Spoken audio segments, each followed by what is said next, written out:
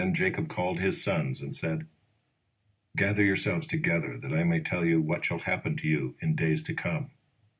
Assemble and listen, O sons of Jacob. Listen to Israel, your father. Reuben, you are my firstborn, my might, and the firstfruits of my strength, preeminent in dignity and preeminent in power. Unstable as water, you shall not have preeminence, because you went up to your father's bed. Then you defiled it. He went up to my couch. Simeon and Levi are brothers. Weapons of violence are their swords. Let my soul come not into their counsel. O my glory, be not joined to their company. For in their anger they killed men, and in their willfulness they hamstrung oxen. Cursed be their anger, for it is fierce, and their wrath, for it is cruel. I will divide them in Jacob and scatter them in Israel. Judah, your brothers shall praise you. Your hand shall be on the neck of your enemies. Your father's sons shall bow down before you. Judah is a lion's cub. From the prey, my son, you have gone up. He stooped down, he crouched as a lion and as a lioness. Who dares rouse him? The scepter shall not depart from Judah, nor the ruler's staff from between his feet, until tribute comes to him, and to him shall be the obedience of the peoples. Binding his foal to the vine, and his donkey's colt to the choice vine, he has washed his garments in wine, and his vesture in the blood of grapes. His eyes are darker than wine, and his teeth whiter than milk. Zebulun shall dwell at the shore of the sea. He shall become a haven for ships, and his border shall be at Sidon. Issachar is a strong donkey, crouching between the sheepfolds. He saw that a resting place was good, and that the land was pleasant. So he bowed his shoulder to bear, and became a servant at forced labor. Dan shall judge his people as one of the tribes of Israel. Dan shall be a serpent in the way, a viper by the path, that bites the horse's heels, so that his rider falls backward. I wait for your salvation, O Lord. Raiders shall raid Gad, but he shall raid at their heels. Asher's food shall be rich, and he shall yield royal delicacies.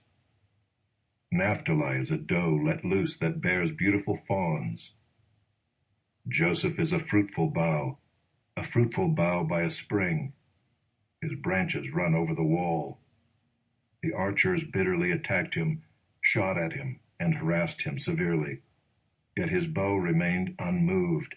His arms were made agile by the hands of the mighty one of Jacob. From there is the shepherd, the stone of Israel. By the God of your father who will help you, by the Almighty who will bless you with blessings of heaven above, blessings of the deep that crouches beneath, blessings of the breasts and of the womb. The blessings of your father are mighty, beyond the blessings of my parents, up to the bounties of the everlasting hills. May they be on the head of Joseph, and on the brow of him who is set apart from his brothers. Benjamin is a ravenous wolf, in the morning devouring the prey, and at evening dividing the spoil. All these are the 12 tribes of Israel. This is what their father said to them as he blessed them, blessing each with the blessing suitable to him. Then he commanded them and said to them, I am to be gathered to my people. Bury me with my fathers in the cave that is in the field of Ephron the Hittite, in the cave that is in the field at Machpelah, to the east of Mamre in the land of Canaan, which Abraham bought with the field from Ephron the Hittite to possess as a burying place. There they buried Abraham and Sarah his wife. There they buried Isaac and Rebekah his wife. And there I buried Leah. The field and the cave that is in it were bought from the Hittites. When Jacob finished commanding his sons, he drew up his feet into the bed, and breathed his last, and was gathered to his people. Then Joseph fell on his father's face, and wept over him and kissed him. Then Joseph fell on his father's face, and wept over him and kissed him. And Joseph commanded his servants, the physicians, to embalm his father. So the physicians embalmed Israel. 40 days were required for it, for that is how many are required for embalming. And the Egyptians wept for him 70 days. And when the days of weeping for him were past, Joseph spoke to the household of Pharaoh, saying, If now I have found favor in your eyes, please speak in the ears of Pharaoh, saying, My father made me swear, saying, I am about to die. In my tomb that I hewed out for myself in the land of Canaan, there shall you bury me. Now therefore let me please go up and bury my father, then I will return. And Pharaoh answered, Go up and bury your father as he made you swear. So Joseph went up to bury his father. With him went up all the servants of Pharaoh, the elders of his household, and all the elders of the land of Egypt, as well as all the household of Joseph, his brothers, and his father's household. Only their children, their flocks, and their herds were left in the land of Goshen. And there went up with him both chariots and horsemen. It was a very great company.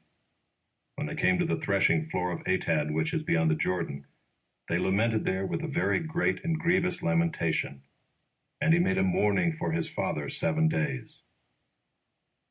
When the inhabitants of the land, the Canaanites, saw the mourning on the threshing floor of Atad, they said, This is a grievous mourning by the Egyptians.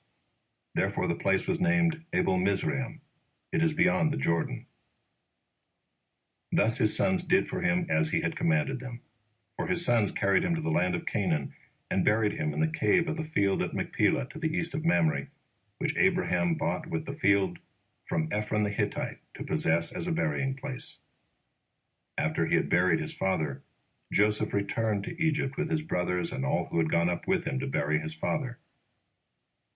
When Joseph's brothers saw that their father was dead, they said, It may be that Joseph will hate us and pay us back for all the evil that we did to him. So they sent a message to Joseph, saying, Your father gave this command before he died. Say to Joseph, Please forgive the transgression of your brothers and their sin, because they did evil to you. And now please forgive the transgression of the servants of the God of your father. Joseph wept when they spoke to him. His brothers also came and fell down before him and said, Behold, we are your servants.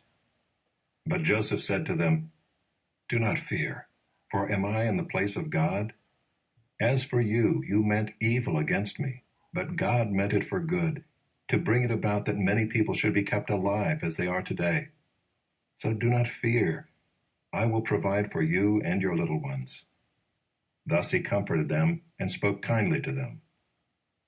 So Joseph remained in Egypt, he and his father's house.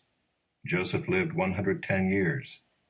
And Joseph saw Ephraim's children of the 3rd generation.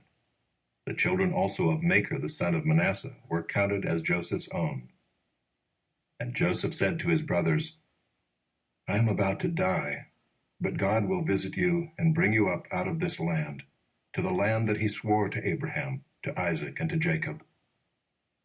Then Joseph made the sons of Israel swear, saying, God will surely visit you, and you shall carry up my bones from here. So Joseph died, being 110 years old. They embalmed him, and he was put in a coffin in Egypt.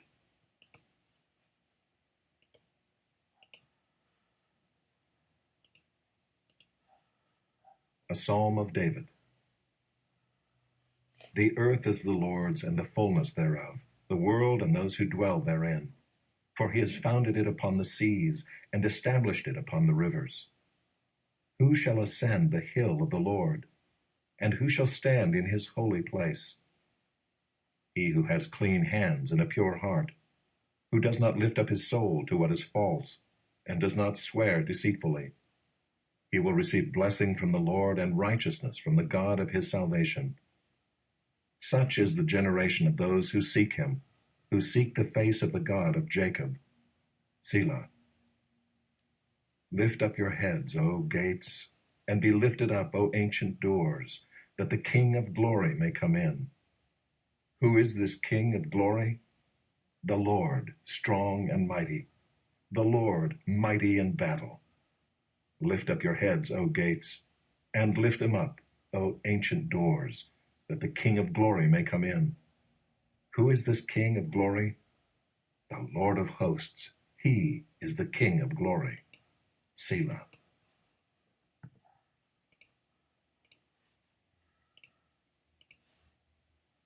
Again he entered the synagogue, and a man was there with a withered hand.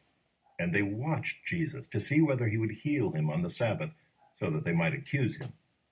And he said to the man with the withered hand, "Come here." And he said to them, "Is it lawful on the Sabbath to do good or to do harm, to save life or to kill?" But they were silent.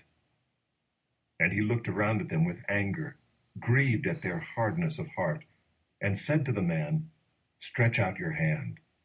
He stretched it out, and his hand was restored. The Pharisees went out and immediately held counsel with the Herodians against him, how to destroy him. Jesus withdrew with his disciples to the sea, and a great crowd followed from Galilee and Judea and Jerusalem and Idumea and from beyond the Jordan and from around Tyre and Sidon. When the great crowd heard all that he was doing, they came to him. And he told his disciples to have a boat ready for him because of the crowd, lest they crush him. For he had healed many, so that all who had diseases pressed around him to touch him. And whenever the unclean spirits saw him, they fell down before him and cried out, "You are the Son of God." And he strictly ordered them not to make him known. And he went up on the mountain and called to him those whom he desired, and they came to him. And he appointed 12, whom he also named apostles, so that they might be with him, and he might send them out to preach and have authority to cast out demons. He appointed the 12, Simon, to whom he gave the name Peter, James the son of Zebedee, and John the brother of James, to whom he gave the name Boanerges, that is, sons of thunder, Andrew and Philip and Bartholomew, and Matthew and Thomas, and James the son of Alphaeus, and Thaddeus, and Simon the Zealot, and Judas Iscariot, who betrayed him. Then he went home, and the crowd gathered again, so that they could not even eat. And when his family heard it, they went out to seize him, for they were saying, "He is out of his mind." And the scribes who came down from Jerusalem were saying, "He is possessed by Beelzebul, and by the prince of demons he casts out the demons." And he called them to him and said to them in parables, "How can Satan cast out Satan? If a kingdom is divided against itself, that kingdom cannot stand. And if a house is divided against itself, that house will not be able to stand. And if Satan has risen up against himself and is divided, he cannot stand, but is coming to an end. But no one can enter a strong man's house and plunder his goods, unless he first binds the strong man. Then indeed he may plunder his house. Truly I say to you, all sins will be forgiven the children of man, and whatever blasphemies they utter. But whoever blasphemes against the Holy Spirit never has forgiveness, but is guilty of an eternal sin. For they were saying, "He has an unclean spirit." And his mother and his brothers came, and standing outside, they sent to him and called him. And a crowd was sitting around him, and they said to him, "Your mother and your brothers are outside seeking you." And he answered them, "Who are my mother and my brothers?" And looking about at those who sat around him, he said, "Here are my mother and my brothers. For whoever does the will of God, he is my brother and sister and mother."